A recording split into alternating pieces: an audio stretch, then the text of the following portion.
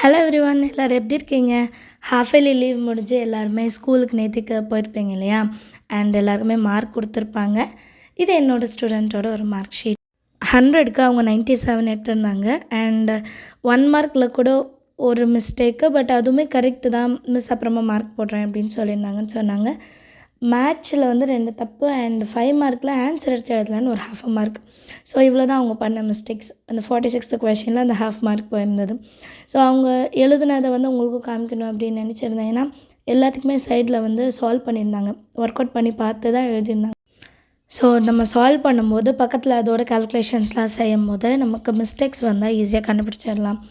And இந்த பழக்கம் வந்து நம்ம ஒர்க் அவுட் பண்ணும்போதே நம்ம செய்யும் போது தான் இது எக்ஸாம் பேப்பர்லேயும் வரும், சரிங்களா? ஸோ உங்களுக்கு இந்த பேப்பர் பார்த்தா கொஞ்சம் ஐடியா கிடைக்கும் அப்படின்னு நினச்சேன். அதனால தான் இந்த பேப்பர் வந்து நான் வீடியோவில் உங்களுக்கு காமிக்கிறேன். ஸோ நீங்கள் எங்கெங்கே மிஸ்டேக்ஸ் பண்ணியிருக்கீங்கன்னு நோட் பண்ணுங்கள். ஸோ தட் அடுத்த எக்ஸாமில் அந்த மிஸ்டேக்ஸ் வரக்கூடாது அப்படின்னு பாருங்கள், சரிங்களா? அண்ட் உங்களோட ஹாஃப் இயர்லி எக்ஸாம் மார்க் என்னன்றதை கமெண்ட்டில் சொல்லுங்கள். தேங்க்யூ ஸோ மச் ஃபார் வாட்சிங்.